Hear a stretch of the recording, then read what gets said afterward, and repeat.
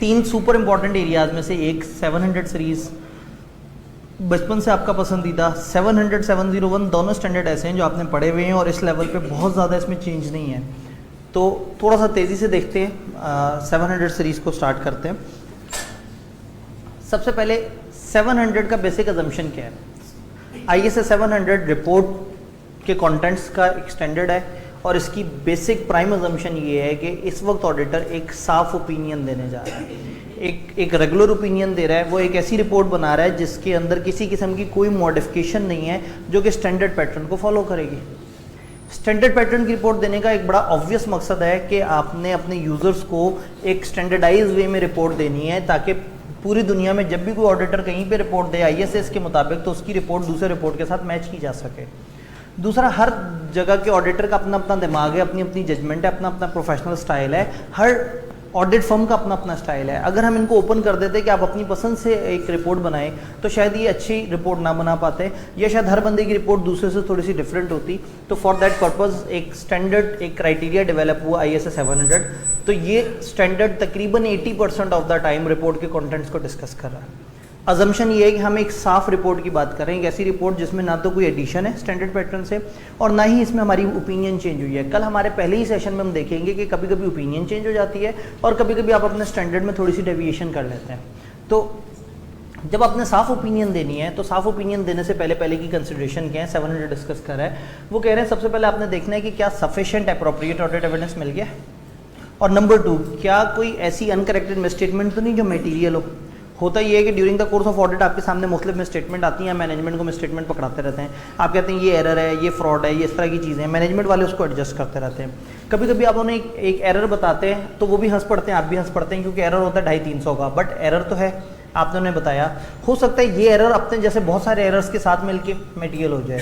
तो इस तरह की मिस स्टेटमेंट जो कि करेक्ट नहीं हुई वो क्यूमुलेट होती रहती हैं। ISA 450 डील करता है और आप फिर बाद में देखते हैं कि क्यूमुलेटिव मिस स्टेटमेंट्स तो नहीं उस बेंचमार्क को क्रॉस कर रही। तो इस वक्त आपका टारगेट ये है कि क्या सफिशिएंट एप्रोप्रिएट ऑडिट एविडेंस मिल गया और क्या अनकरेक्टेड मिस स्टेटमेंट्स मटेरियल तो नहीं, आसान अल्फाज में क्या कोई स्कोप लिमिटेशन तो नहीं, और क्या मटेरियल मिस स्टेटमेंट तो नहीं। जब ये दोनों चीज़ें आपको क्लियर हैं तो फिर आप स्टैंडर्ड की अदर रिक्वायरमेंट्स को देख रहे होते हैं कि वो क्या हैं और किस तरह से हैं, और आप इस पोजीशन पे आ जाते हैं कि आप financial statement as per framework सही ओपिनियन दे रहे हैं या नहीं दे रहे, या सही व्यू दे रहे हैं या नहीं, आप ये बताने में आ जाते हैं। तो इसका मतलब है साफ ओपिनियन देने से पहले की जो बुनियादी कंसिडरेशन है वो सफिशिएंट एप्रोप्रिएट ऑडिट एविडेंस की अवेलेबिलिटी और मटेरियल मिस स्टेटमेंट का ना होना। इन दो में से एक भी फीचर आ गया आपकी रिपोर्ट की ओपिनियन ख़राब हो जाएगी। और अगर ये दोनों के दोनों फीचर मौजूद नहीं है तो फिर आप मजीद कंसिडरेशन देखेंगे। अगर सब कुछ सही होगा तो आप साफ रिपोर्ट की तरफ चले जाएंगे।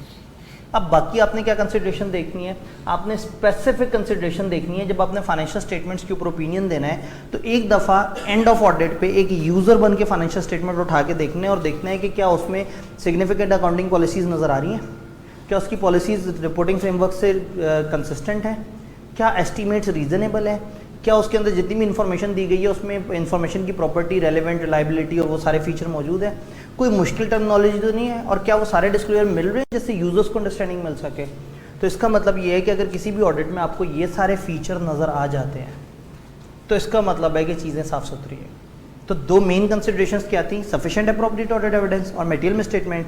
और अब साफ ओपिनियन फॉर्म करने से पहले एक लास्ट स्टेप है कि एक दफ़ा ये चेकलिस्ट को टिक कर लें कि क्या उसमें डिस्क्लोजर की जो सिग्निफिकेंस है उसके मुताबिक नज़र आ रहे हैं, क्या उसमें कंप्लीटनेस है, क्या उसमें अंडरस्टैंडिंग है, क्या उसमें मुश्किल टर्मिनोलॉजी तो नहीं। अगर ये सारी चीज़ें टिक हो रही हैं इट मीन्स कि आप साफ ओपिनियन देने की पोजीशन में आ गए। अब जब साफ ओपिनियन देनी है तो उसके अंदर फिर हम ऑडिट रिपोर्ट के कंटेंट्स की बात करते हैं। जब भी ऑडिट रिपोर्ट के कंटेंट्स का जिक्र आता है तो 14 एलिमेंट्स हैं जिनको हम डिस्कस कर रहे होते हैं। कुछ मैंडेटरी एलिमेंट हैं, कुछ थोड़े से ऑप्शनल एलिमेंट हैं। फॉर एग्जांपल टाइटल और एड्रेस ये स्टार्टिंग एलिमेंट है, इसी तरह से नेम ऑफ एंगेजमेंट पार्टनर से एंड तक ये क्लोजिंग एलिमेंट है, दरमियान में है रिपोर्ट। गोइंग कंसर्न, की ऑडिट मैटर, अदर इन्फॉर्मेशन, ये 3 हर रिपोर्ट में नज़र नहीं आएंगे। ये डिपेंड करता है कि कौन सा एरिया और किस तरह की सिचुएशन है, वहाँ नज़र आएगा। इसी तरह से एंगेजमेंट पार्टनर का नाम भी हर रिपोर्ट में नज़र नहीं आएगा। हम एक एक करके इन कंटेंट्स को डिस्कस करेंगे, बट दिस इज़ इम्पॉर्टेंट कि स्टार्ट और एंड के अलावा दरमियान में जो चीज़ें हैं उनमें से 2-3 ऐसे एरियाज़ हैं जो हर जगह वैलिड नहीं होते। हम एक एक करके नेम बाय नेम डिस्कस करेंगे। जो चीज़ इसमें हम डिस्कस नहीं करेंगे दैट इज़ अदर इन्फॉर्मेशन। ये जो 7th वो है कंटेंट है, इसको भी हम डिस्कस नहीं करेंगे क्योंकि इसके ऊपर हम लोगों ने आगे एक्सटेंडेड पढ़ना है कल पूरा 720, उधर हम देखेंगे कि इसकी क्या इंपॉर्टेंस है। स्टेप बाय स्टेप देखते हैं। अगर किसी भी जगह आपको अनमॉडिफाइड साफ रिपोर्ट देनी है तो ये एलिमेंट्स आपने देखने जो रेलेवेंट हो। इनमें से कुछ रेलेवेंट शायद नहीं होंगे, डिस्कस करते हैं। टाइटल, एक अच्छी ऑडिट रिपोर्ट पे एक अच्छी हेडिंग होनी चाहिए। टाइटल मस्ट से कि ये एक ऑडिटर रिपोर्ट है।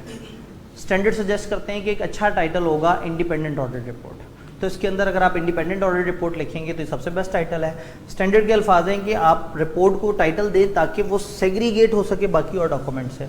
अगर सामने 15-20 कागज़ पड़े हुए हैं तो उसमें से ऑडिट रिपोर्ट को कैसे सेग्रीगेट करना है उसका टाइटल उसको सेग्रीगेट करवाएगा। तो अपनी अच्छी रिपोर्ट बनाने के बाद उसको एक बड़ा अच्छा तोहफा आप देते हैं कि आप उसे टाइटल दे देते हैं और उस टाइटल में आप इंडिपेंडेंट ऑडिट रिपोर्ट लिखेंगे तो बहुत ही अच्छी बात है। देन आप एड्रेसी लिखेंगे। एड्रेसी का मतलब वो रिपोर्ट किससे मुखातिब है। कोई स्टैंडर्ड एड्रेसी उन्होंने नहीं दिया, उन्होंने कहा सिचुएशन जो बताएंगे आप उसी तरह से चलेंगे। कभी कभी कानून आपको बता देगा कि उस मुल्क में किसको मुखातिब करना है। नॉर्मली ये शेयर होल्डर्स होते हैं जिनको आप मुखातिब कर रहे होते हैं। तो ऑडिट रिपोर्ट का एड्रेसी भी कोई स्टैंडर्ड चीज़ नहीं है। स्टैंडर्ड सजेस्ट करते हैं कि कुछ नहीं है तो ज़्यादातर शेयर होल्डर्स होते हैं, लेकिन आप सिचुएशन देख लेना और लॉ को देख लेना। तो अगर सिचुएशन ऐसी हो कि आपसे किसी और ने ऑडिट करवाया और आपसे कह रहा हो कि मुझे इन्फॉर्मेशन फॉरवर्ड करनी है तो आप उसको एड्रेस करेंगे। फॉर एग्जाम्पल SECP आपको ऑडिट करवा रहा हो तो हो सकता है इस रिपोर्ट को आप शेयर होल्डर्स के बजाय टारगेट करें SECP को। तो अगेन एक अच्छा टाइटल, एक अच्छा एड्रेसी वो जो सिचुएशन के मुताबिक रेलिवेंट हो, कुछ नहीं है तो शेयर होल्डर्स या जो मेंबर्स हैं। पाकिस्तान के अंदर हम किसको करते हैं, मेंबर्स को। Audit report to the members होती है। यहाँ रिपोर्टिंग ऑब्लिगेशन रेगुलेशन 2018 वाली रिपोर्ट फॉलो होती है और उसके अंदर हम मेंबर्स को टारगेट करते हैं। ये रिपोर्ट देखी हुई है ना, आप पुराना फॉर्म 35A तो नहीं याद करके बैठे हुए। रिपोर्टिंग ऑब्लिगेशन रेगुलेशन 2018 में नया ऑडिट रिपोर्ट का फॉर्मेट आ गया है। उन्होंने तकरीबन 700 को छापा मार दिया है, तो अब हम बहुत करीब हो गए हैं। ओपिनियन, रिपोर्ट में 14 एलिमेंट हैं। टाइटल और एड्रेसी देते साथ ही आगे ओपिनियन ठक। उन्होंने कहा जी बस ये ओपिनियन पकड़ो और घर को जाओ, ज़्यादा ना अपना टाइम वेस्ट करो ना हमारा टाइम वेस्ट करो। चूँकि ये रिपोर्ट में कुछ एलिमेंट्स इसको थोड़ा ज़्यादा कम्प्रीहेंसिव बना देते हैं, तो स्टैंडर्ड ये चाहता है कि आप काम की बात बिल्कुल फेस पे कर दो कि अभी रिपोर्ट स्टार्ट ही हुई है तो आप ओपिनियन कर दो, लेकिन इतना भी नहीं, थोड़ा सा एक प्रीएम्बल क्रिएट करना होगा। यानी ओपिनियन के अंदर जो पहला पैराग्राफ होगा वो इंट्रोडक्टरी पैराग्राफ होगा। इंट्रोडक्टरी पैराग्राफ में आप बताएंगे कि आपने कौन सी कंपनी के कौन से फाइनेंशियल स्टेटमेंट्स को और कौन सी पॉलिसीज़ वगैरह को ऑडिट किया और वो कौन से टाइम पीरियड के थे। यानी आप अपना स्कोप बताएंगे। ओपिनियन देने से पहले ओपिनियन से पीछे एक पैराग्राफ होगा, यानी हेडिंग आ गई ओपिनियन, और पहला पैराग्राफ है कि हमने इस वाली कंपनी के ये फाइनेंशियल स्टेटमेंट इस ईयर एंड के ऑडिट की है। तो पहले तो आप इंट्रो देंगे। इंट्रो देने के बाद अब आप ओपिनियन के अल्फाज लिखेंगे। ओपिनियन के अल्फाज दो तरह के होते हैं, ये डिपेंड करता है फ्रेमवर्क कौन सा फॉलो कर रहे हैं। दो तरह के फ्रेमवर्क हैं जो ज़्यादा मशहूर हैं, फेयर प्रेजेंटेशन फ्रेमवर्क और कंप्लायंस फ्रेमवर्क। जो अकाउंटिंग के फ्रेमवर्क है, किसी भी मुल्क में जब आप ऑडिट अकाउंटिंग के स्टैंडर्ड देख रहे हैं तो वो दो तरह के हो सकते हैं। कभी कभी वो बहुत रिजिड होते हैं, जब वो रिजिड होते हैं तो उसको हम कहते हैं कंप्लायंस फ्रेमवर्क। नॉर्मली लॉ वगैरह के जो फ्रेमवर्क होते हैं, जो आपने कुछ गाइडलाइन फॉलो करनी होती हैं, वो रिजिड होते हैं, उसमें आप डेविएट नहीं कर सकते। लेकिन ये जो आपके IFRS और इस तरह के जो स्टैंडर्ड हैं, ये ज़्यादातर होते हैं fair presentation framework. As per the definition of fair presentation framework, वो फ्रेमवर्क जो अपने यूज़र्स को एक्सप्लिसिटली या इम्प्लिसिटली ये ऑप्शन दे कि आप रिक्वायरमेंट से डेविएट कर सकते हैं। यूज़र्स को समझाने के लिए कुछ ऐड भी कर सकते हैं, यूज़र्स को समझाने के लिए कुछ माइनस भी कर सकते हैं। अब फ़र्ज़ करें IFRS में हमें नॉन करंट एसेट्स को डिस्क्लोज करने के बारे में 6 डिस्क्लोजर उन्होंने बताए। हो सकता है यूज़र्स को समझाने के लिए मैं एक 7वीं चीज़ खुद से ऐड कर दूँ, IFRS मुझे मना नहीं करेंगे। और हो सकता है वो जो 6 बातें उन्होंने कही हैं उनमें से एक आध मुझे लगे कि यूज़र्स के लिए बहुत ज़्यादा है, कोई ज़रूरत नहीं, माइनस कर देता हूँ। IFRS चूँकि एक फ्लेक्सिबल फ्रेमवर्क है, फेयर प्रेजेंटेशन फ्रेमवर्क है, तो वो कहेगा कि यूज़र्स की अंडरस्टैंडिंग के लिए कुछ प्लस करना पड़े या यूज़र्स की अंडरस्टैंडिंग के लिए कुछ माइनस करना पड़े, दोनों अलाउड है। बट कंप्लायंस फ्रेमवर्क होता है नॉर्मली लॉ का फ्रेमवर्क, वो कहता है नहीं, अगर हमने 10 बातें की हैं ना तो 10 की 10 फॉलो होनी चाहिए, एक भी कम हो गई तो कंप्लायंस नहीं है। तो इसका मतलब है कि जब मैं ऑडिट कर रहा हूँ तो मेरे लिए ये जानना ज़रूरी है कि उनका फ्रेमवर्क ये वाला है या ये वाला। अगर ये वाला फ्रेमवर्क है तो मैं देखूंगा क्या 100% फॉलो हुआ है। अगर 100% फॉलो हुआ है तो तभी साफ ओपिनियन दे सकता हूँ। और फिर मेरे अल्फाज होंगे financial statements are prepared in all material respect in accordance with वो वाला फ्रेमवर्क, आपके फाइनेंशियल इसके मुताबिक बने हुए हैं। तो कंप्लायंस फ्रेमवर्क में ऑडिटर ज़रा ज़्यादा रिजिड हो जाएगा क्योंकि फ्रेमवर्क रिजिड है। तो जब वो रिजिड फ्रेमवर्क है तो देखिएगा क्या वो पूरा फ्रेमवर्क फॉलो हुआ है, और अगर हो गया है तो ठीक है, अगर नहीं हुआ तो हम ओपिनियन ख़राब कर देंगे। बट फेयर प्रेजेंटेशन फ्रेमवर्क में ज़्यादा रिजिड होने की ज़रूरत नहीं है। आप ये देख लें कि क्या यूज़र्स को फेयरनेस मिल रही है, फेयरनेस मतलब उनकी अंडरस्टैंडिंग बन रही है उन अकाउंट से।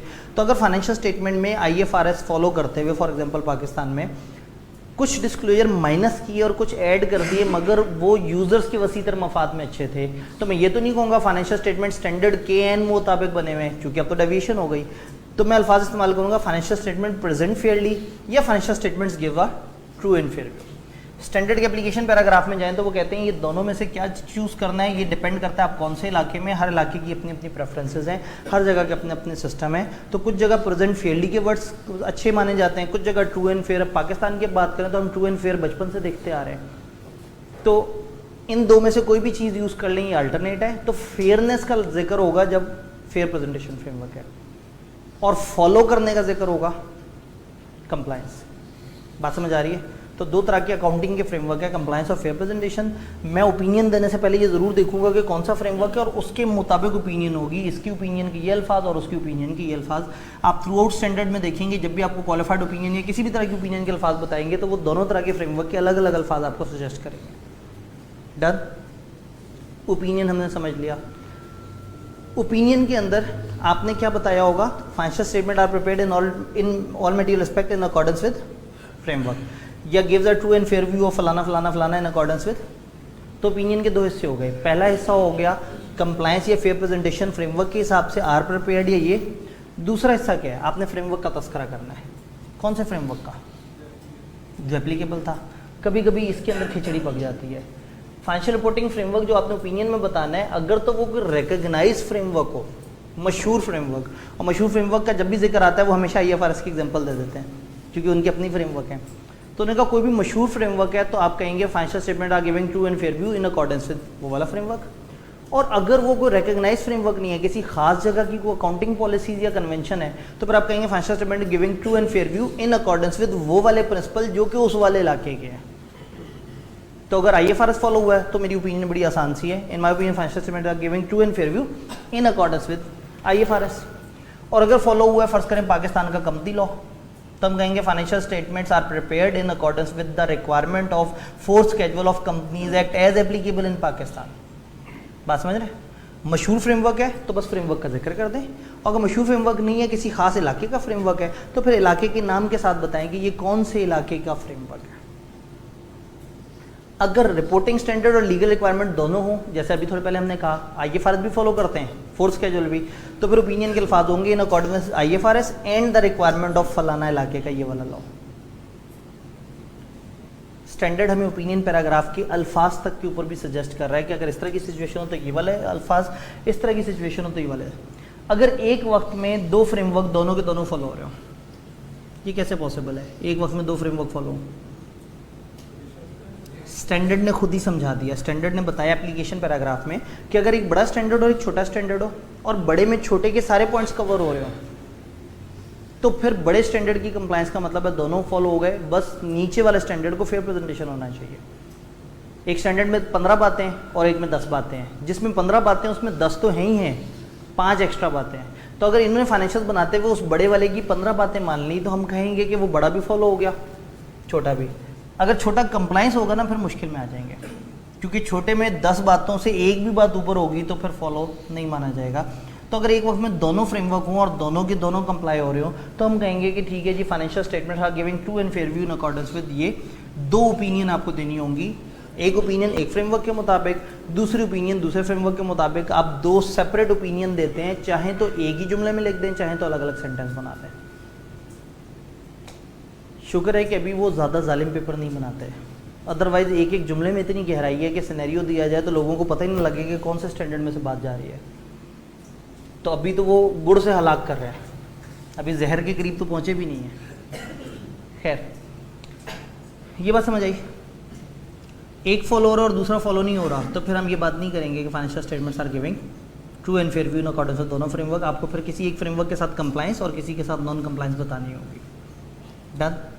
एक स्टेप आगे चलते हैं। हम पहुंचे थे ओपिनियन तक। हमने कहा ओपिनियन देंगे, ओपिनियन में दो हिस्से होंगे, इंट्रोडक्टरी पैरा कि हमने किस चीज़ पे ओपिनियन दिया है, और देन ओपिनियन, ओपिनियन के अल्फाज हमें समझ आए।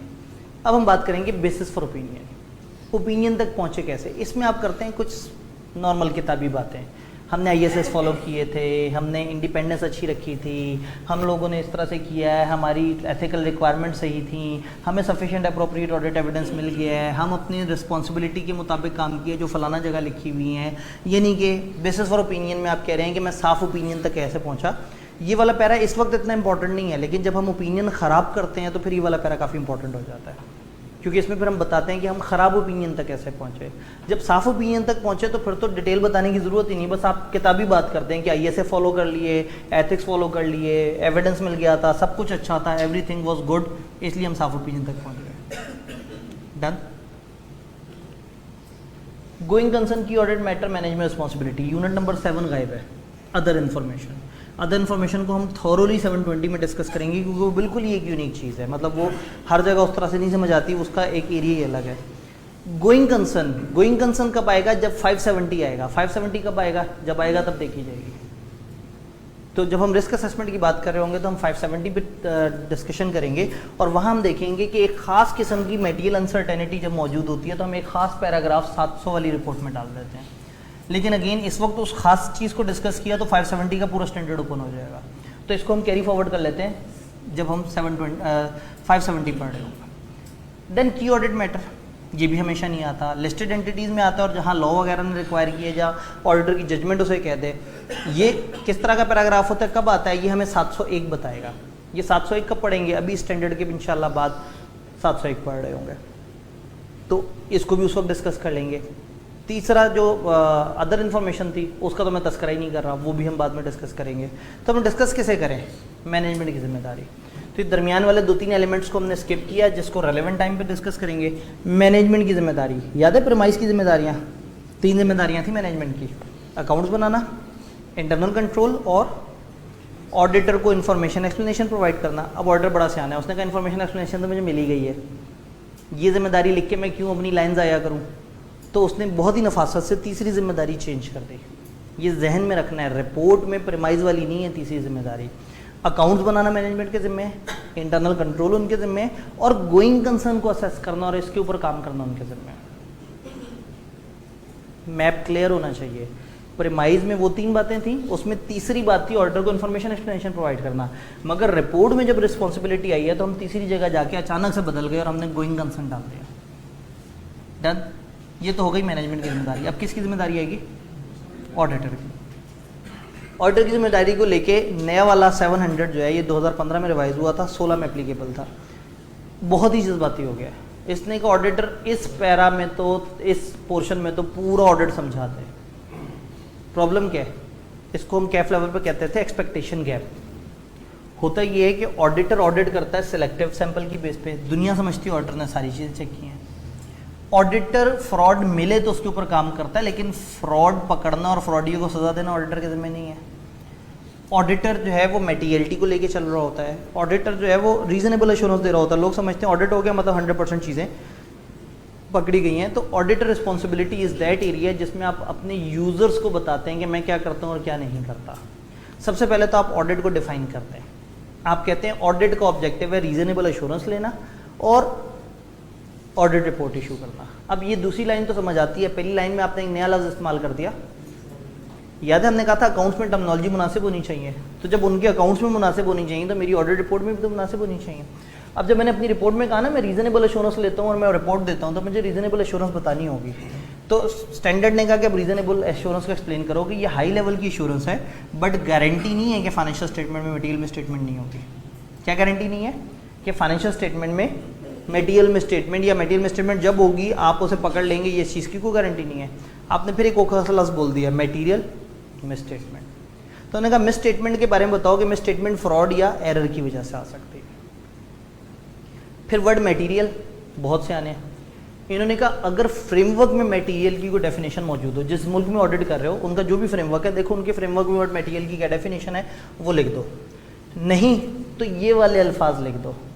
They are considered material if individual or an aggregate they could reasonably be expected to influence the economic decision of user taken on the basis of these financial statement। ये तो सुनी सी बात लग रही है, यही तो डेफिनेशन है मटेरियलिटी की। तो कितने से आने हैं? उन्होंने कहा अगर कोई डेफिनेशन हो तो वो दे देना, नहीं तो इस तरह के जनरल अल्फाज लिख देना। अपनी वो डेफिनेशन जो उन्होंने हमारे जहनों में कब से डाली हुई है वही ऑडिट रिपोर्ट में डाल दें। तो जिस मुल्क में मौजूद हैं उनके मुल्क के फ्रेमवर्क ने अगर कोई मेटीरियलिटी की डेफिनेशन दी है तो वो पेस्ट करनी है, नहीं दी हुई तो जो हमें हमेशा से आती है वही IS 1 और वो वाली वो मेटीरियलिटी की डेफिनेशन दे देंगे।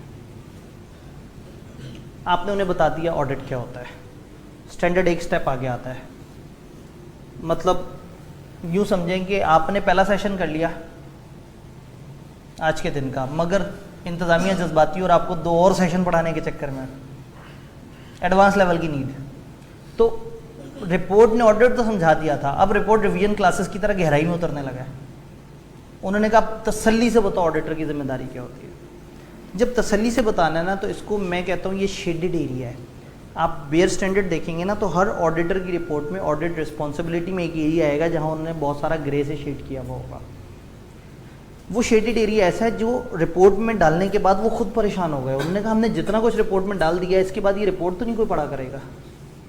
तो इसलिए उन्होंने पहले तो बताया कि वो एरिया है क्या, फिर बताया आपने उस एरिया के साथ करना क्या है। तो आपने हर ऑडिट रिपोर्ट में ऑडिट रिस्पॉन्सिबिलिटी के नीचे एक पैराग्राफ में ये सारी बातें तो करनी है।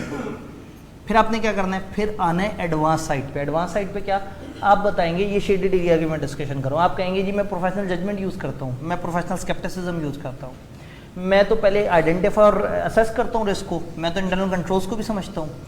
इसलिए नहीं समझता कि मैंने उस पर ओपिनियन देनी थी, इसलिए समझता हूँ कि मेरे ऑडिट में काम आएगा। मैं तो मैनेजमेंट की जो गोइंग कंसर्न का यूज़ है उसके ऊपर भी बात करता हूँ। मैं तो मैनेजमेंट की पॉलिसीज़ वगैरह को भी देखता हूँ। सिर्फ इतना ही नहीं, मैं तो मैनेजमेंट से और दोषा विद गवर्नर से कम्युनिकेट भी करता हूँ अपने ऑडिट के बारे में। मेरी जितने भी मैटर्स हैं, स्कोप, टाइमिंग, फाइंडिंग्स डिस्कस करता हूँ। लिस्टेड एंटिटी में तो मैं उन लोगों से स्पेसिफिकली कहता हूँ कि मुझे स्टेटमेंट मतलब उनके साथ एक कम्प्रीहेंसिव लेवल पे कि वो मुझे बताएं कि वो अपनी जिम्मेदारियाँ पूरी कर रहे हैं, और फिर मैं भी एक स्टेटमेंट दूँ कि मैंने उनकी उन जिम्मेदारियों को चेक भी कर लिया है। मैं तो अगर की ऑडिट मैटर तो इस तरह की कम्युनिकेशन भी करता हूँ, उस तरह की कम्युनिकेशन। जब आप इन मैटर्स को एग्जैक्टली रिपोर्ट में पढ़ते हैं तो वो इतनी ज़्यादा खुश्क डिस्कशन शुरू हो जाती है कि ये लिखने के बाद वो खुद भी घबरा गए। तो उन्होंने कहा कि ये जो ये एरिया है जिसको मैं शेडेड एरिया कह रहा हूँ, पैरा 43B उन्होंने वो करके उसको एक्सप्लेन किया है। ये शेडेड एरिया के साथ आप 3 सलूक कर सकते हैं, 3 में से कोई एक। या तो रिपोर्ट में जिस जगह लिखे वहीं आने दो, with in the body of report. Option number 2, एक अपेंडिक्स में डाल दे रिपोर्ट के एंड पे। यानी जैसी रिपोर्ट चल रही है, ऑडिट रिस्पॉन्सिबिलिटी आई, पहले बस ऑडिट की डेफिनेशन वो पहला पैराग्राफ दिया और कहा बकाया सफ़ा नंबर फलाना, हाशिया नंबर फलाना, यानी कि for detail please refer to appendix 1। Report के एंड पे अपेंडिक्स डाल दें। तीसरा तरीका हो सकता है आपके मुल्क में ऐसी कोई पब्लिक अथॉरिटी हो जिनकी वेबसाइट पे डिटेल आ रही हो कि ऑडिटर की क्या जिम्मेदारी है, तो आप लिख देंगे कि for checking detailed responsibilities please visit SCCP की वेबसाइट का फलाना वाला लिंक। बात समझ आई? ऑडिट रिस्पॉन्सिबिलिटी में आपने पहले तो बताया ऑडिट किसे कहते हैं, फिर जो एडिशनल बातें हैं या तो वहीं दिखा दें जहाँ मैंने भी आपको दिखाई हैं, या उसको कट करके अनेक्जर में डाल दें।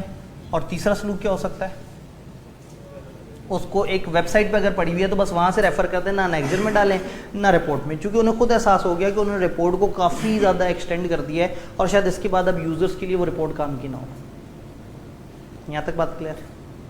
वापस रिपोर्ट पे जाते हैं। अदर रिपोर्टिंग रिस्पॉन्सिबिलिटी, कभी कभी आपके मुल्क का लॉ या आपका फ्रेमवर्क आपको कुछ एक्स्ट्रा जिम्मेदारियां भी रिपोर्ट में बताने का कहता है। फॉर एग्जांपल पाकिस्तान का लॉ, वो कहते हैं ये बताओ ज़कात डिडक्ट हुई है या नहीं हुई। पाकिस्तान का ही लॉ है, वो कहता है कि इन्वेस्टमेंट और एक्सपेंसेस कंपनी के लिए थे या नहीं थे। तो कभी भी किसी भी मुल्क का लॉ आपको मेन रिपोर्ट के अलावा भी कुछ एडिशनल कह सकता है। अगर वो आपको मेन रिपोर्ट के अलावा कुछ एडिशनल कह रहा हो, या फ़र्ज़ करें ICAP की तरफ से एक नोटिफिकेशन आ जाए कि जब भी कोई ऑडिटर ऑडिट करने जाए तो वो साथ साथ ये और ये भी ओपिनियन में डाले जो कि 700 ने ना बताया हो।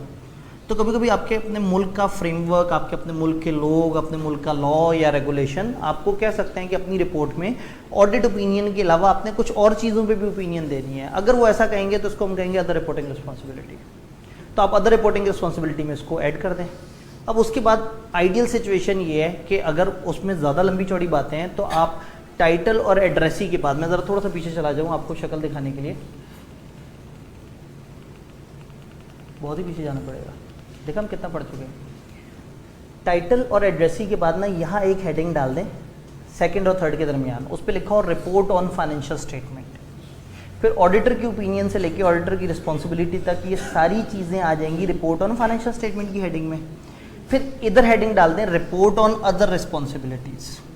और फिर उसके अंदर जो जो कुछ बताया हुआ है डिटेल से लिख दें, तो यूँ समझे एक रिपोर्ट में 2 रिपोर्ट्स बन जाएंगी, रिपोर्ट ऑन फाइनेंशियल स्टेटमेंट और रिपोर्ट ऑन द रिक्वायरमेंट्स। ये सारा करने के बाद एंड पे क्लोजिंग वाले एलिमेंट्स की तरफ आ जाएं 11 से लेकर 14 तक। तो स्टैंडर्ड ने हमें अलाउ किया है कि अदर रिपोर्टिंग रिस्पॉन्सिबिलिटी छोटी मोटी है तो फिर तो इसी हेडिंग में डाल दें, और अगर उसके अंदर फिर से एक नई लंबी चौड़ी सी रिपोर्ट लिखनी पड़े तो ठीक है, बजाय इसकी कि मेन रिपोर्ट की शक्ल खराब हो, आप रिपोर्ट के अंदर 2 रिपोर्टें ऐड कर दें, report on financial statement, report on other matters. लेंगे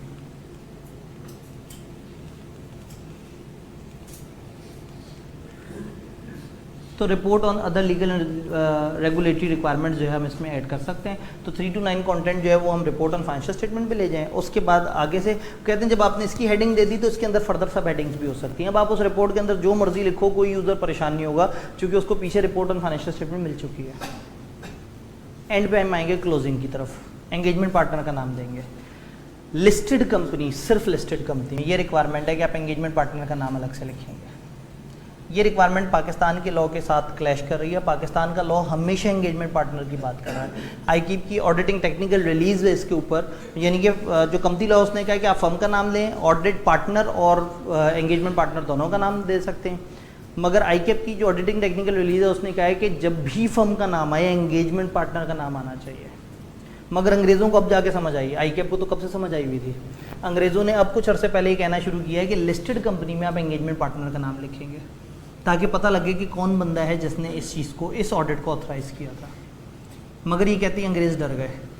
उन्होंने कहा अगर उसका नाम लिखने से उस बंदे की ज़िंदगी को ख़तरा हो, उसको लाइफ थ्रेट हो, तो आप नाम हटा सकते हैं। आप चेक करें, पाकिस्तान में हमें थ्रेट नहीं है। पाकिस्तान में आईकीप कह रहा है कि एंगेजमेंट पार्टनर का नाम लिखो। अंग्रेज़ों ने जब एंगेजमेंट पार्टनर का नाम जिक्र किया, फ़ौरन से घबरा गए और एक एक्सेप्शन दे दी कि अगर लाइफ को थ्रेट हो तो मत लिखना। तो क्या मतलब पाकिस्तानी पार्टनर्स की ज़िंदगी नहीं है जो उन्हें थ्रेट नहीं है? उनको तो बहुत थ्रेट है। बात यह है कि उनका नाम लिखें या ना लिखें, उनको तो थ्रेट है ही। खैर अगेन, अंग्रेज़ जो है वो जज्बाती है। अंग्रेज़ को कभी कभी नज़र आ रहा होता है ना रिपोर्ट ख़राब होनी चाहिए, तो वो ख़राब कर भी देता है। जब वो ख़राब करता है तो फिर नाम लिखते हुए डरता है। हमें किस बात की डर? हमें इश्यूज़ ख़राब नज़र आते हैं, हम मैनेजमेंट से डिस्कस करते हैं, वो चीज़ों को ठीक कर लेते हैं, तो हम साफ रिपोर्ट बना देते हैं। हम तो नहीं ऑब्वियसली, मतलब तो पाकिस्तान में हमारी कोशिश होती है कि रिपोर्ट ख़राब ना हो। हम कोशिश ये करते हैं कि हमारे फाइनेंशियल्स इतने अच्छे बन जाएं कि उसके बाद रिपोर्ट में ख़राबी ना रहे। तो डरे वो जो रिपोर्ट ख़राब करे। वो गंदे लोग हैं, वो रिपोर्ट ख़राब करने की कोशिश करते हैं। हम अच्छे लोग हैं, हम अकाउंट्स ठीक करवा देते हैं। उनसे कह देते हैं हमने एडजस्टमेंट डाल दिया, अकाउंट्स हमारे पास ही पड़े हुए होते। तो खैर कहने का मतलब है कि वो अंग्रेज़ खामखा डर गया, पाकिस्तानी नहीं डरता। मतलब हम निडर बहादुर कौम है। सिग्नेचर, एड्रेस और डेट। सिग्नेचर फर्म के साइन भी हो सकते हैं, पर्सनल साइन भी हो सकते हैं, दोनों भी हो सकते हैं, जो आपको मुनासिब लगे। मगर लिस्टेड कंपनी में तो आपको एंगेजमेंट पार्टनर का नाम लिखना ही पड़ेगा। फर्म के साइन का मतलब आप फर्म के नॉर्मल इनिशियल्स कर देते हैं और उसके साथ फिर कई दफ़ा एंगेजमेंट पार्टनर के इनिशियल कर देते हैं। तो अगेन दोनों ऑप्शन हैं, फर्म का नाम भी हो सकता है साइन में, पार्टनर का नाम भी हो सकता है, दोनों का नाम भी हो सकता है। मगर लिस्टेड कंपनी में एंगेजमेंट पार्टनर का नाम, साइन नहीं, नाम लाजमी आएगा। एड्रेस, जाहिर आप वो जुरिसडिक्शन बताते हैं जहाँ ऑडिटर ऑपरेट करता है। पाकिस्तान के अंदर हम शहर लिख देते हैं कि हम इस शहर के ऑडिटर हैं। तो अगर लाहौर की एक फर्म ने पेशावर जाके ऑडिट किया है तो वो पेशावर नहीं लिखेंगे, वो लाहौर लिखेंगे। जिस जगह फर्म की जुरिसडिक्शन है, फर्म अपनी जुरिसडिक्शन बताती है कि हम फलाना इलाके वाली फर्म है। देन आप डेट डाल देते हैं। डेट आप कब डालेंगे? जब आपको सफिशिएंट अप्रोप्रिएट ऑडिट एविडेंस मिल गया हो और जब उन्होंने आपको साइन फाइनेंशियल्स दे दी हो और जिम्मेदारी ले ली हो कि वाकई इन सारे की जिम्मेदारी हमारी है। तो आपकी रिपोर्ट पे जिस दिन आपने सफिशिएंट अप्रोप्रिएट ऑडिट एविडेंस हासिल नहीं किया जब तक, तब तक डेट नहीं आ सकती। जब आ गया तो आप ना सिर्फ उस पर डेट डाल देंगे बल्कि ये एक दफ़ा कंफर्म कर लेंगे कि क्या उनकी तरफ से आखिरी एविडेंस मिल गया। उनकी तरफ से आखिरी 2 बड़े एविडेंस होते हैं, साइंड फाइनेंशियल स्टेटमेंट बड़ों की तरफ से, दोस्त गवर्नेंस की तरफ से, दूसरा एक रिटन रिप्रेजेंटेशन जो कि ज़रूरी होती है 580 के मुताबिक। तो जिस दिन आपको वो दोनों आखिरी एविडेंस मिल गए और आप अपने सफिशिएंट अप्रोप्रिएट ओपिनियन तक पहुंच गए, आप रिपोर्ट पे डेट डाल देंगे। तो डेट ऑफ ऑडिट रिपोर्ट वो डेट नहीं है जब आपने क्लाइंट को रिपोर्ट फॉरवर्ड की है, ये वो डेट है जब आप ओपिनियन तक पहुंच गए। इसमें और फिजिकल हैंडिंग ओवर डेट में फ़र्क हो सकता है। डन। तो यहाँ तक तो हमने रिपोर्ट के कंटेंट डिस्कस किए। अब एक स्टेप आगे चलते हैं। अगर आपके मुल्क के लॉ ने रिपोर्ट का फॉर्मेट बताया हो याद है हमने कहा था कभी कभी वो वर्डिंग बता देते हैं। वर्डिंग हमने 210 में डिस्कस की थी कि वर्डिंग देखो और उस वर्डिंग से गलत एश्योरेंस मिल रही है तो वर्डिंग को क्लैरिफाई करने की कोशिश करो। यहाँ हम बात करें अगर मुल्क के लॉ ने फॉर्मेट दे दिया, भाई पाकिस्तान में हम ऑडिट करने आए, पता लगा पाकिस्तान का एक लॉ है वो कहता है कि हमारे यहाँ रिपोर्ट में 25 कंटेंट्स होंगे और हम कौन सी रिपोर्ट पढ़ के आए हैं 14 कंटेंट्स वाली। इंटरेस्टिंगली अगर उन 25 कंटेंट्स में मुझे मेरे 14 में से 13 कंटेंट्स मिल गए तो मेरा काम पूरा है। भाई उस मुल्क में पता नहीं क्या क्या किन किन बातों के ऊपर रिपोर्ट में डिस्कशन हो रही हो कि मेरा उससे कोई लेना देना नहीं है, लेकिन अगर मुझे अपने 13 एलिमेंट्स, 13 कौन से, अदर रिपोर्टिंग रिस्पॉन्सिबिलिटी को छोड़ के बाकी सारे हैं, अगर मुझे टाइटल, एड्रेसी, ओपिनियन और उसके अंदर सम हाउ नियरली रिजेंबलिंग वैसे ही कंटेंट्स मिल गए जिससे 700 वाली बातें पूरी हो जाती हैं, तो अब मुझे परवाह नहीं है कि एडिशनल कंटेंट्स कितनी डिटेल में जा रहे हैं। और मेरे पास तो एक बड़ा आसान सा हल है, अदर रिपोर्टिंग रिस्पॉन्सिबिलिटी लिखूं हेडिंग, उसमें सब कचरा डाल दूं। तो उन्होंने कहा कि अदर रिपोर्टिंग को छोड़ के अगर बाकी 13 मुझे उस रिपोर्ट में मिल गए तो ओके मेरे लिए सही है, और अगर उसमें क्लैश हुआ, उन 13 में से एक आध मिसिंग हुआ तो फिर मेरे लिए वो रिपोर्ट सही नहीं है। लेकिन वो तो लॉ ने बताई है, अब क्या करूं, लॉ के अगेंस्ट तो नहीं जा सकते, ऑडिट तो करना पड़ेगा, मगर एंड पे ISA के मुताबिक ऑडिट हुआ है, ये जुमला गायब हो जाएगा। क्लियर? कभी कभी आप ऑडिट करने आते हैं तो आपको किसी खास ऑडिटिंग स्टैंडर्ड के मुताबिक भी, मतलब आप जिस मुल्क में ऑडिट करने गए पता लगा वहाँ भी कुछ लोकल ऑडिटिंग स्टैंडर्ड है, उन्होंने भी अपनी एक रिपोर्ट बनाई हुई है। तो अगेन आप देखते हैं कि उनकी रिपोर्ट और इनकी रिपोर्ट दोनों में कोई इस लेवल का कन्फ्लिक्ट तो नहीं कि उनके स्टैंडर्ड कहते हो कि इस सिचुएशन में साफ ओपिनियन दो और आपका स्टैंडर्ड कहता हो इसमें ख़राब ओपिनियन दो। अगर इस लेवल का कन्फ्लिक्ट है तो बड़ा कन्फ्लिक्ट कहलाएगा।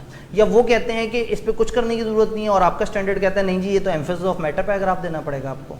तो यानी कि जब भी उस मुल्क में कुछ लोकल ऑडिटिंग स्टैंडर्ड है और आपके ऑडिटिंग स्टैंडर्ड से वो इस लेवल का क्लैश करें कि डिफरेंट ओपिनियन सजेस्ट कर दें, या एक कहता हो एम्फेसिस डालो और एक कहता हो एम्फेसिस ना डालो, इसको उन्होंने बड़े इशू, बड़ा कन्फ्लिक्ट का है। अगर इस तरह का मामला हो तो फिर तो आप ISA को रेफर नहीं करेंगे, फिर आप उसी मुल्क के ऑडिटिंग स्टैंडर्ड के मुताबिक रिपोर्ट बनाएंगे और आप ये नहीं लिखेंगे कि मैंने ISA के मुताबिक ऑडिट किया है। और अगर छोटे मोटे क्लैश हैं, उस लेवल का बड़ा क्लैश नहीं है, तो अगेन हो क्या आप कह सकते हैं मैंने ISA के मुताबिक ऑडिट किया है। ये बात समझ आई?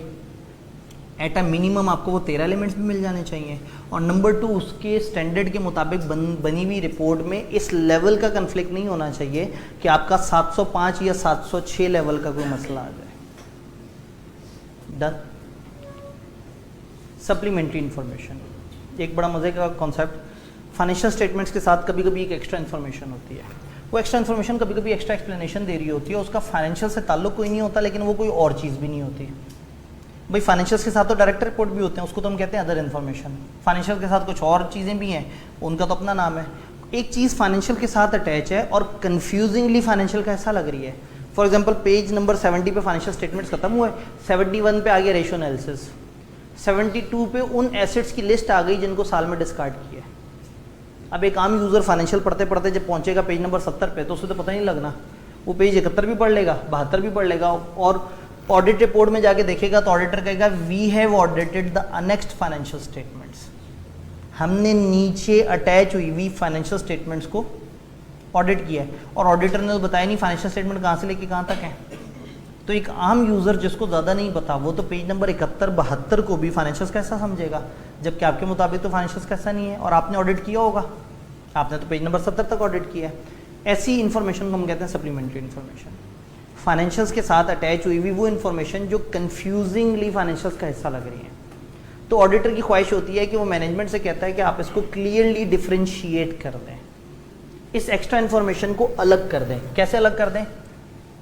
सेपरेटर डाल दें और उस पर लिख दें अनऑडिटेड इन्फॉर्मेशन। पेजेस की नंबरिंग दोबारा से शुरू कर दें, पेजेस का कलर चेंज कर दें, कुछ और इस तरह से करें कि वो क्लियरली डिफ्रेंशिएट हो जाए पीछे वाले से। हो सकता है जहां IAS 16 का डिस्क्लोजर आ रहा हो, जहां डिस्पोजल था वहां लिखा हुआ हो बकाया सफ़ा नंबर 71 पे। ये नोट क्या फील दे रहा है कि page number 71 is part of this financial statement. तो इस तरह की क्रॉस लिंक खत्म कर दें, क्रॉस लिंक खत्म कर दें, उसकी प्रेजेंटेशन चेंज कर दें। कोशिश करें कि यूज़र को क्लियर कर पता लग जाए कि सप्लीमेंट्री इन्फॉर्मेशन अलग चीज़ है, फाइनेंशियल स्टेटमेंट अलग चीज़ है। अगर आप ये तजर्बा करने में कामयाब हो जाएं, अगर आप दोनों को सेग्रीगेट करवा दें तो यस आपकी ज़िंदगी आसान है। और अगर सेग्रीगेट ना हो सकें तो फिर आप बताएंगे अपनी रिपोर्ट में कि भाई मैंने उस एरिया का ऑडिट नहीं किया, आप जिम्मेदारी लेंगे 70 पेज तक जहाँ तक आपने किया था। डन। ये सारी डिस्कशन थी हमारी 700 को लेके। काफ़ी लंबा चौड़ा सा स्टैंडर्ड है। 700 के लिए स्पेसिफिक सजेशन ये है कि आपने इसके इंपॉर्टेंट पैरा ज़रूर देख लेने हैं, एक तेज़ी से स्किम कर लीजिएगा। स्टैंडर्ड काफ़ी लंबा चौड़ा सा है, लेकिन ओपन बुक के बाद इसमें से सवाल बनने की प्रोबेबिलिटी थोड़ी सी कम हो जाती है। लेकिन अगर वो सवाल बनाते भी हैं तो भी स्टैंडर्ड की बहुत गहराई में उतर के एक एक एक्सप्लेनेटरी पैराग्राफ पे इतनी सारी डिबेट करने का कोई फ़ायदा नहीं। तो हो सके तो थोड़ा सा फास्ट स्किम कर लीजिएगा। 700 को बड़ा स्टैंडर्ड है। डन। 701 जब से आया आई कैप को अच्छा खासा पसंद है, वक्तन फवक्तन इसमें से सवाल बना लेते हैं। 701 का टारगेट क्या है? की ऑडिट मैटर। की ऑडिट मैटर एक ऑडिट रिपोर्ट में किस तरह से आएंगे? साफ सुथरी रिपोर्ट का एक कंटेंट की ऑडिट मैटर हो सकता है अगर उसकी ज़रूरत पेश आए। की ऑडिट मैटर किसे कहते हैं? Those matter that in auditor's professional judgement were of most significance in the audit of financial statement of current period. इस साल के ऑडिट के कॉन्टेक्स्ट में जो अहम मैटर्स थे वो उनमें से वो मैटर जो ऑडिटर की प्रोफेशनल जजमेंट के मुताबिक मोस्ट सिग्निफिकेंस रखते थे। इस पूरे ऑडिट में हम जब भी कोई बड़ा मामला आता है हम दोस्त विद गवर्नेंस के पास जाते हैं, उनसे डिस्कस करते हैं। हमने दोस्त विद गवर्नेंस से 10 इश्यूज डिस्कस किए हुए थे। इन 10 में से शायद 2 या 3 या शायद एक इशू इतना बड़ा है कि मैं कह रहा हूँ कि दोस्त विद गवर्नेंस के साथ साथ मेंबर्स के सामने भी जाए। ये शिकायत नहीं है, ये कोई नेगेटिव बात नहीं है। देखिए, जब दोस्त विद गवर्नेंस इदारे के बड़े हैं और आप हर इशू उनके पास लेके जाते हैं, रिजॉल्व हो जाए तो भी आप बैठ के कहते हैं चलो शुक्र है रिजॉल्व हो गया। डायरेक्टर्स को तो पता होता है कि ये इशू आया था, रिजॉल्व हुआ। कभी कभी एक इशू इतना संगीन बड़ा होता है कि रिजॉल्व तो हो गया होता है, मगर ऑडिटर चाहता है कि इनके साथ साथ जो असल यूजर्स हैं उनको भी पता लगे। तो वो अपनी ऑडिट रिपोर्ट में कुछ अहम मैटर्स को डिस्कस कर सकता है, जस्ट लाइक जैसे कि वो दोस्त विद गवर्नेंस से डिस्कस करता है। तो जब दोस्त विद गवर्नेंस ये हक रखते हैं कि उनसे हर बड़ा मामला डिस्कस हो, तो आम यूज़र भी हक रखता है कि ऑडिटर को जो सबसे बड़ा या एक दो ज़्यादा बड़े मामला नज़र आए वो इनके साथ साथ यूज़र से भी डिस्कस कर रहे। बट अजम्पशन ये है कि ये गलत मैटर्स नहीं है। अजम्पशन ये है कि ये वो मैटर्स नहीं है जिस पर रिपोर्ट ख़राब हो जाए। ये वो मैटर्स नहीं है जिस पे आपको शिकायत कर रहे हैं। ये वो मैटर है जो ऑडिट के दौरान ज़रूरी थे और जिस तरह से आपने दोस्त विद गवर्नेंस से डिस्कस किया, आप चाहते हैं आप मेंबर से भी डिस्कस करें। तो इन मैटर्स को कहते हैं की ऑडिट मैटर। ये हर जगह रेलिवेंट नहीं है।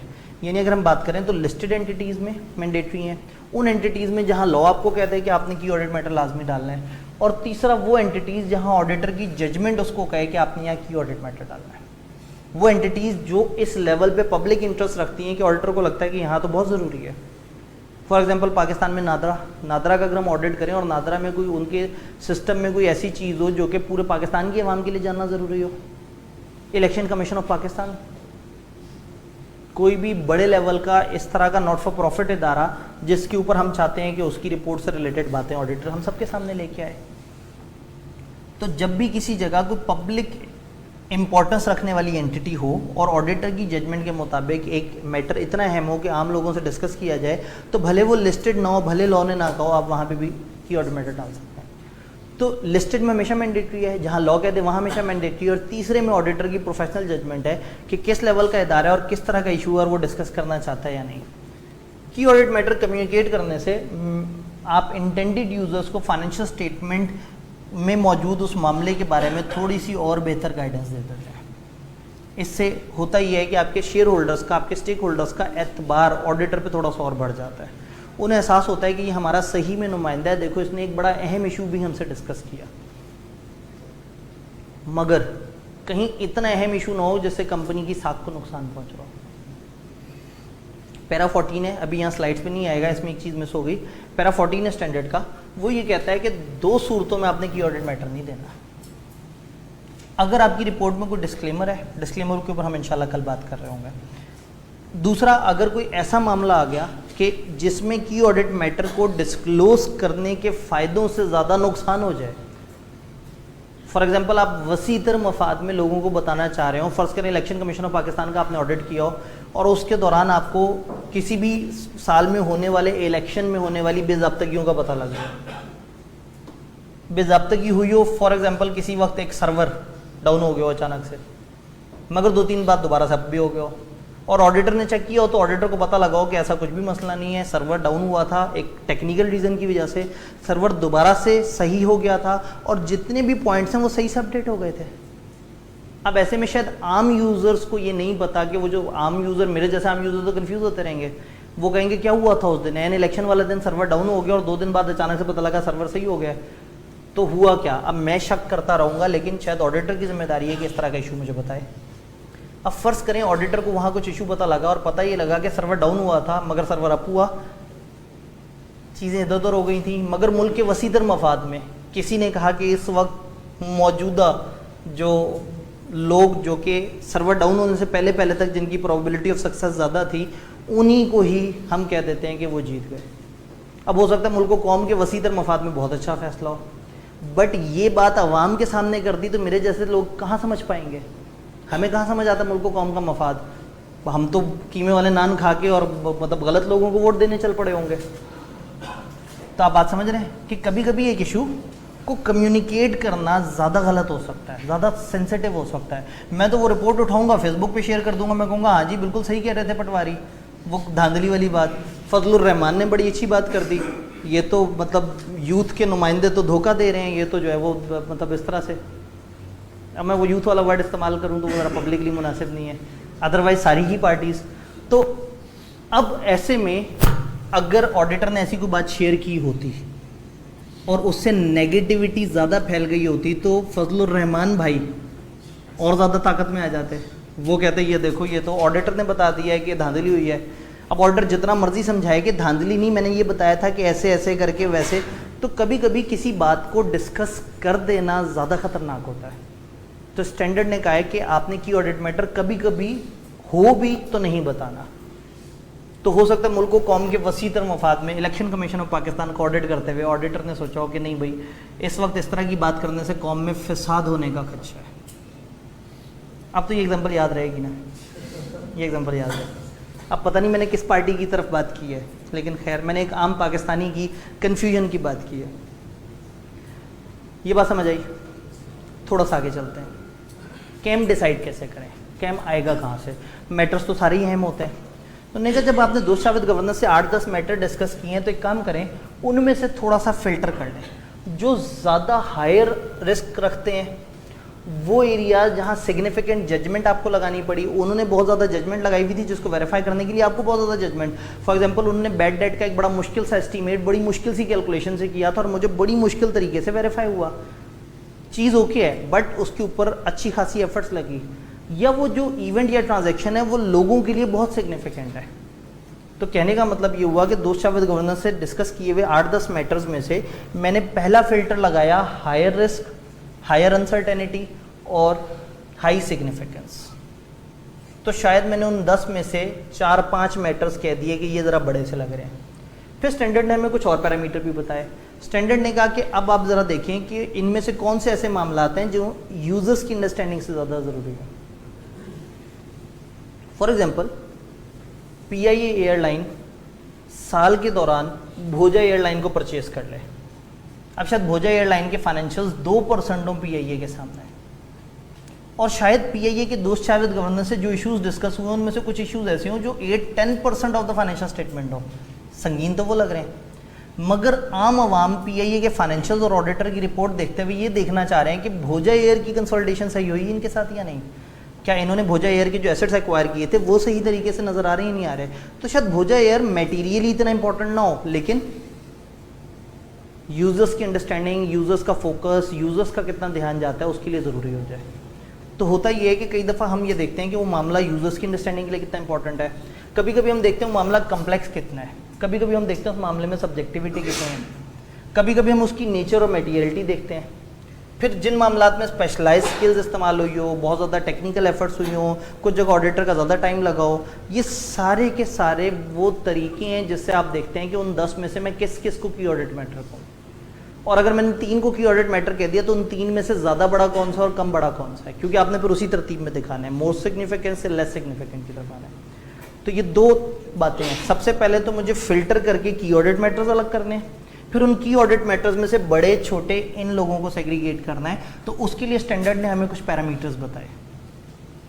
ये पैरामीटर नहीं भी बताते ना तो इन्होंने तो कह दिया था आपकी जजमेंट है, मगर स्टैंडर्ड ने सोचा कि जब वो कहेगा आपकी जजमेंट तो ऑडिटर कहेगा यार अजीब लोग हैं, आईएएस से पूरा पढ़ लिया और उसने कुछ गाइड ही नहीं किया कि कीवर्ड मैटर कैसे सिलेक्ट करना है। तो उन्होंने कुछ टोटके बता दिए कि इस तरह के कुछ बेंचमार्क को यूज़ करके सिलेक्ट कर लो। ज़रूरी नहीं कि आप हमेशा इसको फॉलो करें, हो सकता है ऑडिटर को गिवन सिचुएशन में लग रहा हो प्रोफेशनल जजमेंट के मुताबिक कि की ऑडिट मैटर है, ये बड़ी अहम चीज़ है, ये तो मैं डिस्कस करूँ, तो उसको ज़रूर डिस्कस करेगा। तो ऐसे में की ऑडिट मैटर की सिलेक्शन और रिलेटिव सिग्निफिकेंस, सिलेक्शन के ऊपर उन्होंने वो बेसिक 3 फिल्टर बता दिए थे और देन उसकी रिलेटिव सिग्निफिकेंस के लिए उन्होंने कुछ और फैक्टर्स बता दिए। जब आप इन फैक्टर्स की बेस पे किसी को की ऑडिट मैटर डिसाइड करते हैं तो इस फैक्टर की रीज़न संभाल के रखते हैं। जब आपने रिपोर्ट में डालना होता है तो बताना होता है कि आपने क्यों इस मैटर को की ऑडिट मैटर कहा। यहाँ तक बात क्लियर है?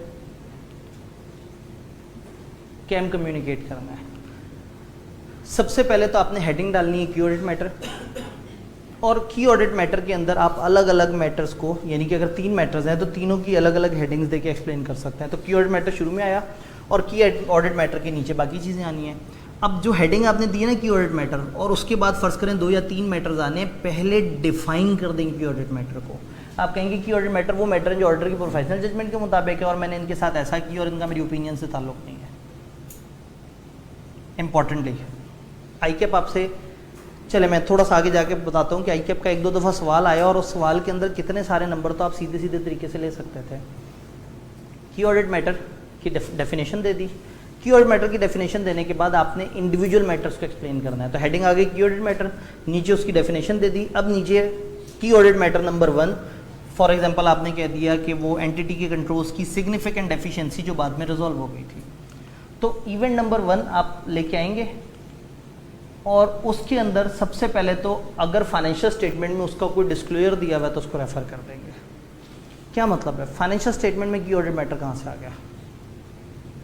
मैनेजमेंट ने फाइनेंशियल स्टेटमेंट में हर वो चीज़ बताई है जो आईएफआरएस की या फ्रेमवर्क की रिक्वायरमेंट थी। जब ऑडिटर कहता है ना दोषाविद गवर्नेंस को कि ये बड़ा अहम इशू है, मैं तो की ऑडिट मैटर में डालूंगा, तो मैनेजमेंट और दोषाविद गवर्नेंस थोड़े से घबरा जाते हैं। उनको होता है कहीं हमारा यूज़र ये ना समझे कि हमने अकाउंट्स में नहीं बताया तो ऑडिटर को बताना पड़ गया। तो मकसद आपका उनको तकलीफ देना तो नहीं है, मकसद तो एक अहम इशू यूजर्स तक पहुंचाना है। तो ऐसे में मैनेजमेंट दोषाविद गवर्नेंस में डिसाइड कि वो एनहांस्ड या डिटेल्ड डिस्क्लोजर दें उस चीज़ पे जिसको ऑडिटर अपनी रिपोर्ट में की ऑडिट मैटर कहने वाला है। और अगर उन्होंने फाइनेंशियल स्टेटमेंट में वो एनहांस्ड डिस्क्लोजर्स दे दिए हैं तो फिर ऑडिटर उस डिस्क्लोजर का रेफरेंस देगा। तो की ऑडिट मैटर आया, की ऑडिट मैटर के अंदर आपने सबसे पहले तो बताया कि इस चीज़ का फाइनेंशियल स्टेटमेंट में फलाना जगह डिस्क्लोजर मौजूद है। फिर आप बताएंगे क्यों आपको इसको की ऑडिट मैटर कह रहे हैं। ऐसा ना हो कि ऑडिटर हर चीज़ को की ऑडिट मैटर कर दे, तो बताना पड़ेगा कि आपने इसको की ऑडिट मैटर क्यों कहा। फिर उसके ऊपर आपके प्रोसीजर्स क्या थे, आपका आउटकम किस तरह का था, आपकी ऑब्जर्वेशंस क्या थी, आप उसके ऊपर सारी बात बता रहे हैं। अब पेपर में आईकेप ने 1-2 दफ़ा ऐसा किया कि उसने कहा ये 2-3 इशूज़ हैं, इनका ज़रा की ऑडिट मैटर बना दो पैराग्राफ, या की ऑडिट मैटर सेक्शन ड्राफ्ट कर दो। तो ये तो आपको पता है कि सबसे पहले हेडिंग आएगी, फिर ये भी आपको पता है कि डेफिनेशन आएगी, फिर आप तीनों की अलग अलग हेडिंग देंगे, फिर हर हेडिंग के नीचे एक लाइन तो आप लिख ही सकते हैं कि उन्होंने लिखा होता है अक्सर अजम्पशन जो मर्जी लेनी है ले लो। तो आप कह सकते हैं काइंडली फाइनेंशियल स्टेटमेंट की वो वाली चीज़ देखें, नीचे एक प्यारी सी रीज़न दे के आपने यहाँ मार्क खानी है, शायद यहाँ आपकी लिखाई मार्क खिला सकती है आपको। लेकिन अगर 15 नंबर का सवाल है और उसमें 3 की ऑडिट मैटर आपने बनाने हैं तो शायद उसमें उन्होंने उसको डिवाइड किया हो कि ओवरऑल 2 से 3 नंबर ओवरऑल प्रेजेंटेशन और उन सारी चीज़ों के जिसमें की ऑडिट मैटर लिखा हुआ, उसकी डेफिनेशन दी हुई हो और उसके अंदर प्रॉपर सेग्रीगेशन हुई हुई हो। ये नंबर ईजी है। फिर हर स्पेसिफिक की ऑडिट मैटर में उसकी हेडिंग, उसके नीचे डिस्क्लोजर का रेफर करना, उसके नीचे एक छोटी सी रीज़न देना कि वो क्यों की ऑडिट मैटर है। तो चाहे आपकी ड्राफ्टिंग अच्छी है या नहीं है, चाहे आपको स्टैंडर्ड ने हेल्प किया या नहीं किया, कुछ इजी नंबर आप आराम से ले सकते हैं। मैं ज़रूर रेफ़र करना चाहूँगा यहाँ पे इरफान साहब जो डायरेक्टर एग्जामिनेशन है, उन्होंने ख़ास ऑडिट के ऊपर एक सेशन किया था जिसको मैंने आपको बताया ना कि मुझे बड़ा दुख हुआ था कि उसमें लोग नहीं आए। भाई आपके सामने डायरेक्टर एग्जामिनेशन आ रहा है, वो कह रहा है मैं बताता हूँ क्यों आप फेल हो रहे हो और आओ पूछो सवाल। तो उन्होंने आके जब वो आए हुए थे तो बच्चों में से एक बच्चे ने सवाल पूछा कि मेरे सीनियर मुझे ये कहते हैं कि अगर तुमने ऑडिटिंग की लैंग्वेज ना लिखी पेपर में तो रुल जाओगे, जब तुम्हें अगर स्पेसिफिक जार्गन्स नहीं आते होंगे और तुम्हें वो लिखाई नहीं आती होगी तो तुम तो फेल हो। तो उन्होंने कहा भाई हम जब ड्राफ्टिंग की बात भी करते हैं ना कि ओपिनियन ड्राफ्ट करो या की ऑडिट मैटर ड्राफ्ट करो, हम उसके अंदर भी इतने लीनियंट होते हैं कि अगर 5 नंबर का सवाल है और बच्चे ने अच्छी लैंग्वेज नहीं भी लिखी तो 3.5 तो उसने फिर भी ले लिए अपने स्टेप्स पूरे करके, बाकायदा उनके अल्फाज थे। अब वो बंदा जो उस चीज़ को हेड कर रहा है, जो एक चीज़ पे बाकायदा रिसर्च करके इस नीड को रियलाइज़ कर रहा है और सेशन कर रहा है बच्चों के साथ और उन्हें बता रहे हैं कि आपके क्या मसले हैं, तो उस बंदे को सुनना बड़ा ज़रूरी है। हो सके तो मतलब ज़्यादा पुरानी नहीं है, आप ICAP में वीडियोज़ में जाके सर्च करेंगे, आपको इरफान साहब की डायरेक्ट एग्जामिनेशन की वो वीडियो नज़र आ जाएगी। तकरीबन को 1.5 घंटे की डिस्कशन है उनकी स्टूडेंट्स के साथ, कि जिसमें उन्होंने बताया कि इस पेपर में फ़ेल क्यों हो रहे हैं लोग और हम क्या एक्सपेक्ट कर रहे हैं और आप लोग कर क्या रहे हैं। तो उस वक्त उन्होंने बताया, जब एक बच्चे ने कहा कि जो ऑडिटिंग की लैंग्वेज लिखनी ज़रूरी तो नहीं है, तो उन्होंने ख़ास तौर पे ये कहा कि हम जो प्योर ड्राफ्टिंग का सवाल है उस तक में इतना एक्सपेक्ट नहीं कर रहे और वो बच्चा बगैर अच्छी वर्डिंग लिखे भी 3.5 तक तो स्टेप्स की वजह से पहुंच जाता है। मतलब वो बताना ये चाह रहे हैं कि हम किसी भी टाइम पे आपसे ऑफिशियल वर्डिंग एक्सपेक्ट नहीं कर रहे, हम तो मेन जो ड्राफ्टिंग से ज़्यादा तो और कोई ऐसा एरिया नहीं हो सकता जहाँ बहुत ऑफिशियल वर्ड लिखने हो। उन्होंने कहा वहाँ पे भी स्टूडेंट मैक्सिमम नंबर ले लेता है कई दफ़ा अपने बस टूटे भजे अल्फाज से, जब वो उसके वो एलिमेंट्स पूरे कर देता है। तो मकसद उनका की ऑडिट मैटर ड्राफ्ट करते हुए आपकी अंग्रेज़ी की वो शानदार या जानदार है यानी ये नहीं देखना होता, वो जानना ये चाह रहे होते हैं कि स्टैंडर्ड के बाद आपको समझ है की ऑडिट मैटर क्या है। तो की ऑडिट मैटर लिखा, उसकी डेफिनेशन लिखी, उसको अलग अलग बताया, मोटी मोटी बातें पूरी कर दी, मैक्सिमम नंबर जो इंसानी हुदूद में लिए जा सकते थे वो ले लिए।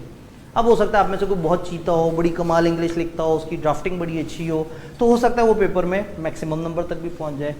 बट जो प्योर ड्राफ्टिंग वाला सवाल है, इवन उसमें भी ICAP एक्सपेक्ट नहीं करता कि आप ऑफिशियल जार्गन्स और ऑफिशियल वर्ड्स भरमार कर दें और आप इस तरह के अल्फाज लिखें। इसलिए मैं कह रहा हूँ, ये मैं उन लोगों का जिक्र कर रहा हूँ जो बताते हैं, बच्चे फेल होते हैं, टीचर के पास आते हैं, सर मेरा सब कुछ सही था, मुझे सब कुछ आता था, आप बताएं मैं क्यों फेल हुआ। भाई टीचर कैसे बताएगा कि वो कैसे फेल हुआ? दूसरा बंदा ना उसने टीचर के सामने पेपर करके दिया, ना टीचर ने उसका पेपर चेक किया, ना टीचर को ये पता है कि जो वो बता रहा है कि वो लिख के आया, वो लिख के आया भी है या नहीं। तो ऐसे में बच्चे पे भरोसा ही करना होता है। बच्चे को देख के हम कहते हैं कि हाँ ठीक है भाई, आप जो बता रहे हो आपने अगर वाकई ऐसा किया है, पता नहीं क्या हुआ है, लिखना आता है, ओ सर मैं तो 100 सवाल कर लेता हूँ, चाहे एक भी सवाल ना किया हो। अब हमसे आके पूछेंगे तो हम थोड़ी बता सकेंगे कि आपके फेलियर की रीज़न क्या है, और जो बताने आते हैं उनसे पूछने नहीं आते आप। मैं वही तो कह रहा हूँ, मुझे दुख हो रहा है इस बात का कि उनके सेशन में कम बच्चे थे और इस वक्त ज़्यादा बच्चे बैठे हुए हैं। जी कल बच्चे कम हो जाएंगे यहाँ वाले ठीक है, या वो पता लग गया कि चाय समोसे के टाइम के आसपास आना ज़रूरी है। तो पता है दिस इज़ इम्पॉर्टेंट, आप कम से कम उनकी वो सेशन जो ख़ास ऑडिट के ऊपर डिलीवर की है, बंदा मतलब कराची से आके लाहौर में एक सेशन कर रहा है, बच्चों से डिस्कशन कर रहा है, तो कम से कम मतलब उनको थोड़ा सा वेटेज तो मिलनी चाहिए थी।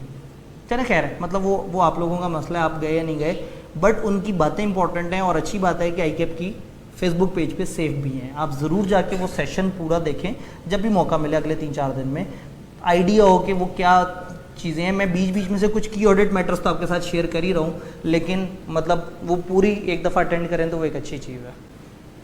तो अगेन मैंने वही आपको किया, मैंने एक तो रेफरेंस दे दिया कि वो फेसबुक पेज पे मौजूद है, और दूसरा मैंने अपनी की ऑब्जर्वेशन बीच में से आपको शेयर कर दी। यहाँ तक बात समझ आई?